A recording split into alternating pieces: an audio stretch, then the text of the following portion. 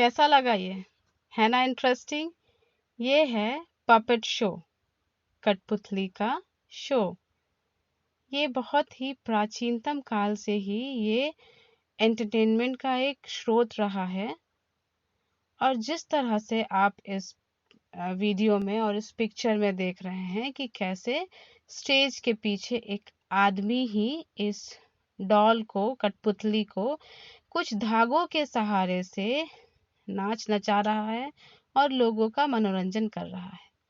तो ये art form हमारे देश के राजस्थान राज्य का है। यहाँ पर प्राचीन काल से ही लोग कठपुतली के शो के द्वारा लोगों का एंटरटेनमेंट, मनोरंजन करते हैं। तो ये होता क्या है बच्चों? कठपुतली।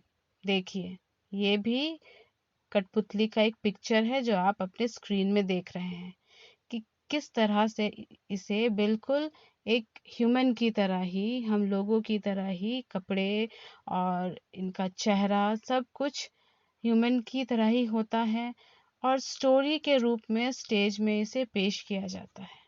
और कोई लोग ही इसे ये रूप देते हैं, राजा रानी का, सोल्जर्स का, कई तरह का। और इसको फिर धागे के सहारे, बिल्कुल सही, ऐसे ही धागे के सहारे ही, इस तरह से ही लोगों को दिखा करके उनका मनोरंजन करते हैं। ठीक है, तो हम लोग अभी इस वीडियो में यूनिट 4A, आपके दलिया बुक का यूनिट 4A, द 4 पपेट्स, ये स्टोरी हम लोग शुरू करेंगे। और इस स्टोरी में हम लोग देखेंगे किस तरह से 4 पपेट, 4 कठपुतली के बारे में। और ये कहानी जो है ये एक बर्मीज फोक टेल है। बर्मीज यानी म्यांमार में एक जगह है बर्मा, ये वहाँ का है। कहाँ है ये? यस, देखिए, ये हमारा देश भारत है और ये जगह बर्मा, ये यहाँ का फोक टेल है, यानी दंत कथा, जो कई पीढ़ी दर पीढ़ी वो कहानी चलते आ रही है, जो अभी भी है। तो यहाँ बर्मा में प्राचीन समय से ही लोगों का एक एंटरटेनमेंट का साधन है यही पपेट शो। जिस तरह से आप इस पिक्चर में देख रहे हैं कि लोग कैसे अपने फर्श पर, चटाई पर बैठे हैं और यहाँ सामने एक छोटा सा स्टेज है। यहाँ पर ढेर सारी कठपुतलियां हैं। इन कठपुतलियों के सहारे ही लोगों को कहानी दिखाया जा रहा है। और ये सिर्फ कहानी नहीं, गाजे बाजे के साथ देखिए, ये कहानी लोगों के सामने बिल्कुल बहुत ही रोचक ढंग से प्रस्तुत किया जाता था, जो अभी भी कई जगहों पर दिखता है। और तो हम लोग, ये कहानी है एक फोक टेल, जो कि एक लड़के के बारे में है, उसका नाम है अंग, और उसका 4 पपेट्स के बारे में। तो चलिए हम लोग इस कहानी को शुरू करते हैं। Once there was a puppet maker who had a son named अंग।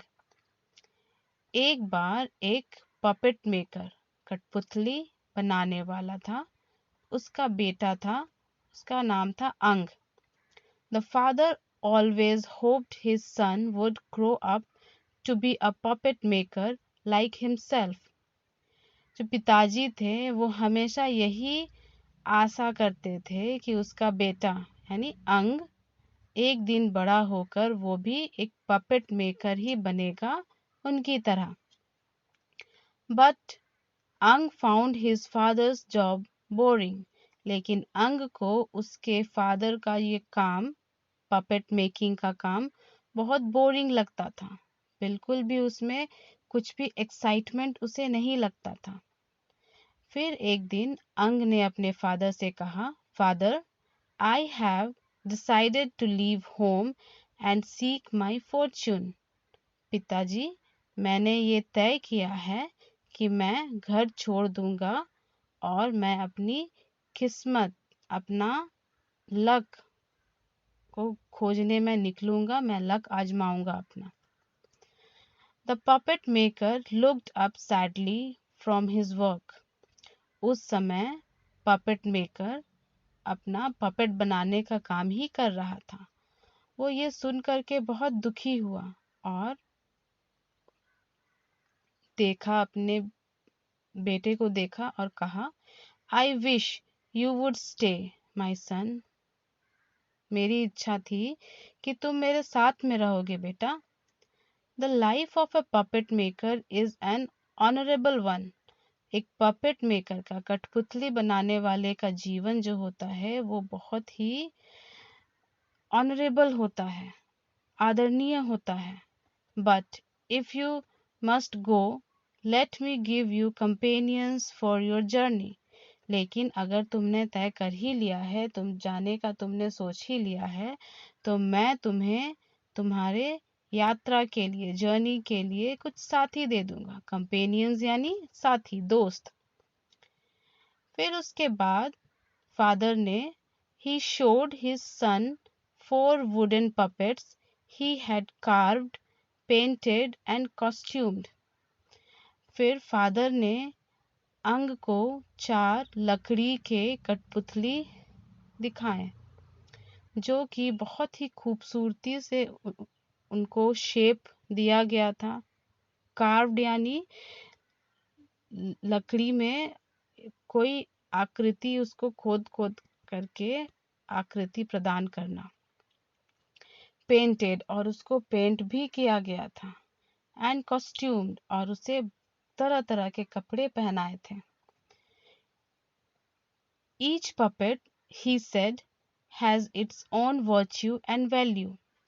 फिर वो चारों पपेट को, अंग को दिखाते हुए फादर ने कहा, हर एक पपेट, हर एक कठपुतली, has its own virtue and value, सबका अपना एक वैल्यू, मूल है, और अपना एक नेचर यानी कि बिहेवियर है, उनका अपना एक तरीका है।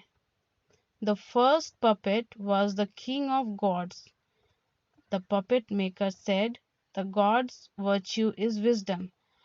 पहला पपेट जो था वो किंग ऑफ गॉड, और इसका वर्च्यू था, इसका बिहेवियर था, इसका गुण था, क्वालिटी था इसका, विजडम यानी बुद्धिमानी। The second puppet was a green-faced ogre. The ogre's virtue is strength. Ogre यानी होता है कि man eating wizard, एक दानव जो मानव को खाता है ना। तो ये पपेट था ग्रीन फेस्ड ओगर, और इसका वर्च्यू, इसका गुण था स्ट्रेंथ, ताकत। ये बहुत ताकतवर था। तीसरे पपेट के बारे में फादर ने अंग को बताया। The third was a mistake sorcerer. The sorcerer virtue is knowledge. तीसरा जो है वो मिस्टिक, वो बहुत ही रहस्यमयी जादूगर, और इस सॉर्सर का वर्च्यू, गुण है नॉलेज, ज्ञान, ज्ञान है इसका। The fourth was a Holi hermit. The hermits virtue is goodness. चौथा था पवित्र साधु, संत, और इस संत का गुण था अच्छाई, goodness. He told his son, आगे फादर ने अंग से कहा, each of these virtues can help you on your way, but remember, strength and knowledge must always serve wisdom and goodness. Father ने अंग को वो चारों पपेट देते हुए आगे उसे समझाया कि हर एक पपेट तुम्हारा रास्ता में, उसका गुण से तुम्हें कुछ ना कुछ सहायता मिलेगी ही।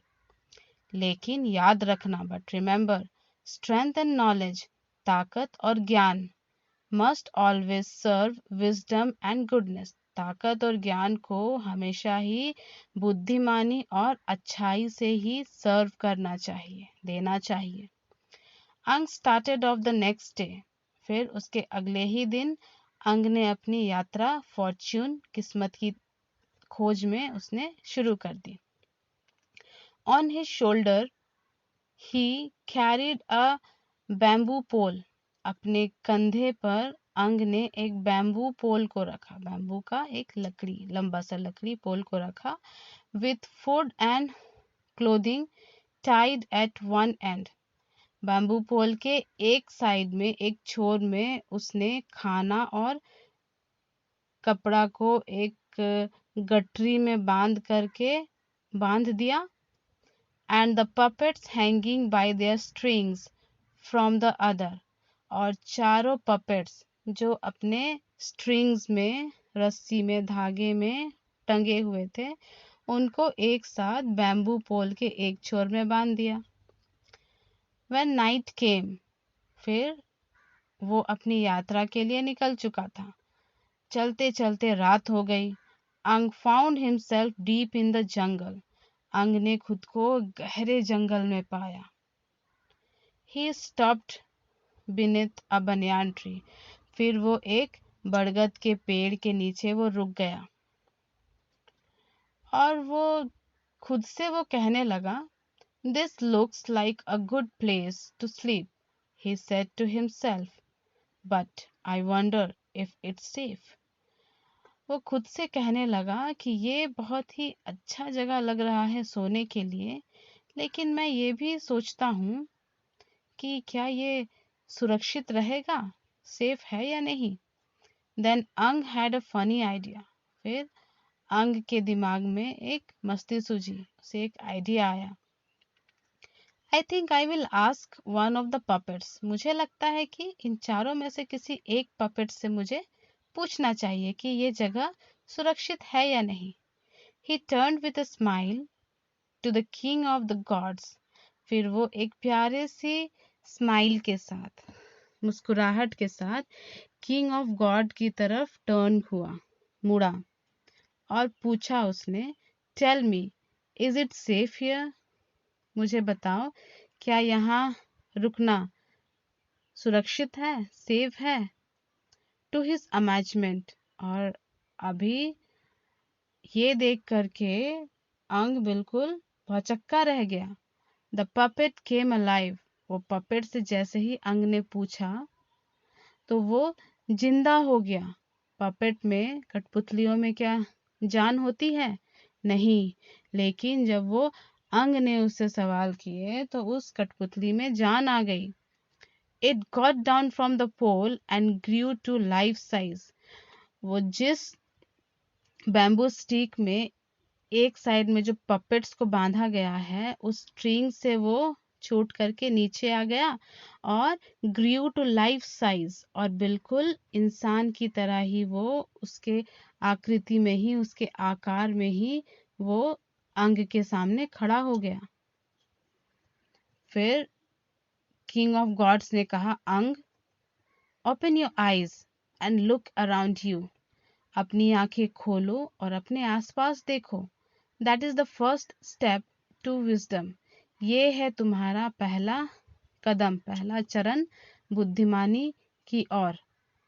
If you fail to see what is right before you, अगर तुम्हारे सामने क्या सही है ये देखने में तुम असफल हुए, how easy it will be for others to misguide you, तो बहुत ही आसानी से तुम्हें लोग बेवकूफ बना सकते हैं, यानी मिसगाइड, भरमा सकते हैं।